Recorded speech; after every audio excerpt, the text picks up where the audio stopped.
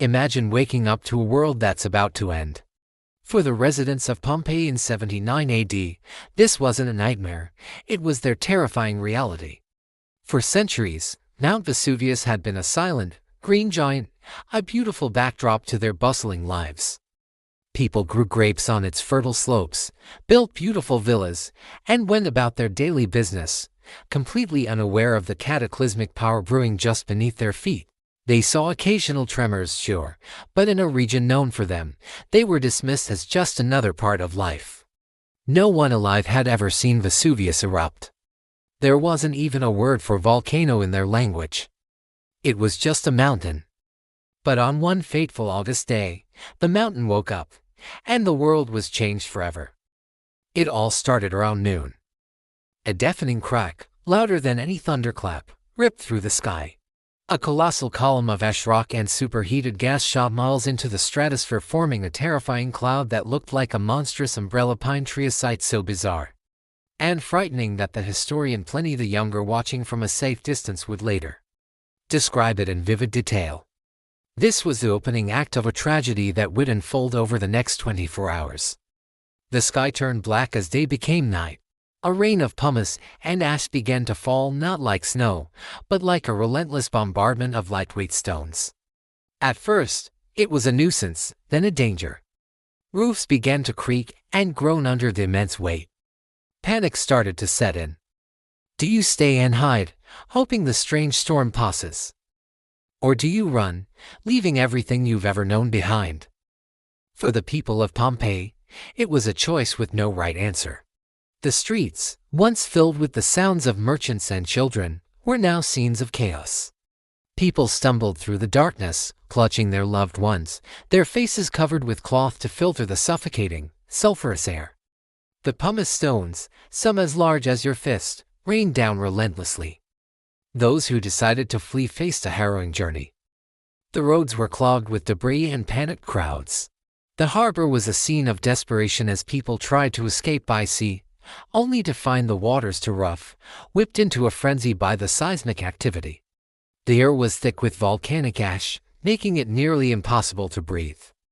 Every gasp was a struggle, filling their lungs with fine, sharp particles that felt like swallowing glass. Back in the city, those who stayed behind huddled in their homes, praying to their gods for salvation. But the gods were silent. As the hours dragged on, the situation grew more dire. The weight of the falling pumice became too much for many buildings. Roofs collapsed, trapping and crushing those sheltering beneath. The city was being buried alive, layer by layer, under a thick blanket of volcanic debris. But the worst was yet to come.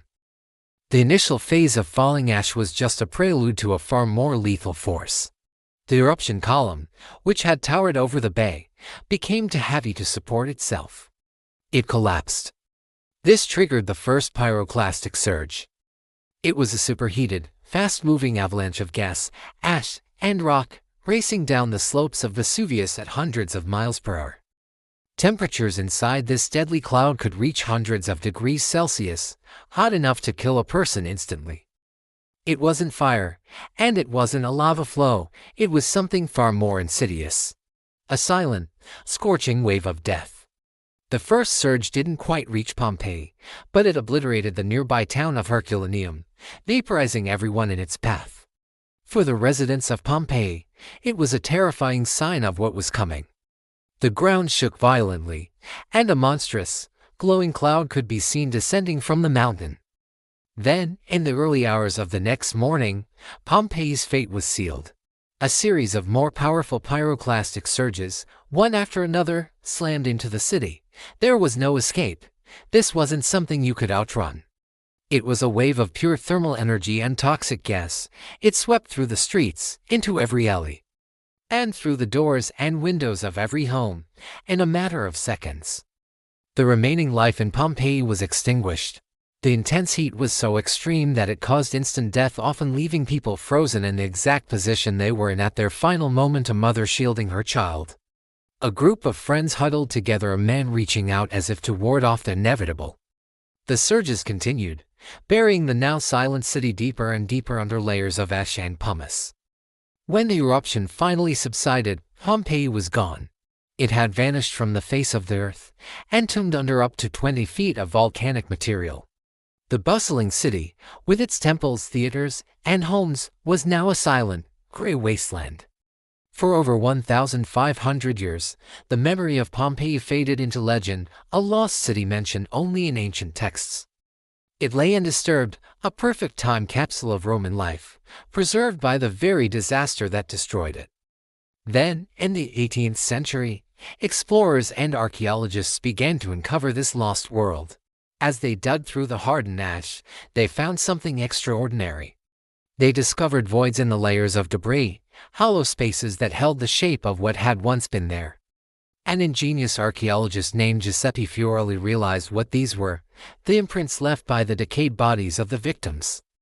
By carefully pouring plaster into these cavities, they were able to create detailed, haunting casts of the people of Pompeii in their final moments.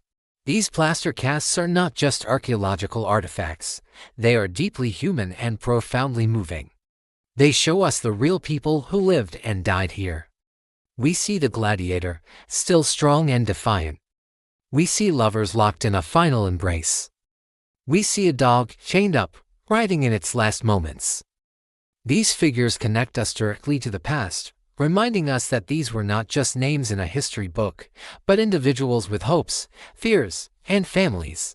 They provide a poignant, gut-wrenching window into the human scale of this ancient tragedy.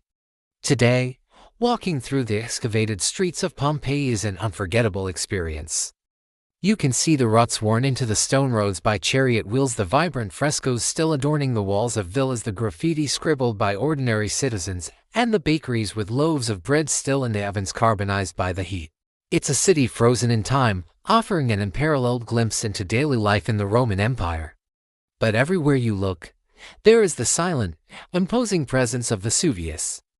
The mountain still looms over the ruins, a constant and powerful reminder of its destructive capability. And it's not a dead volcano, it's just sleeping.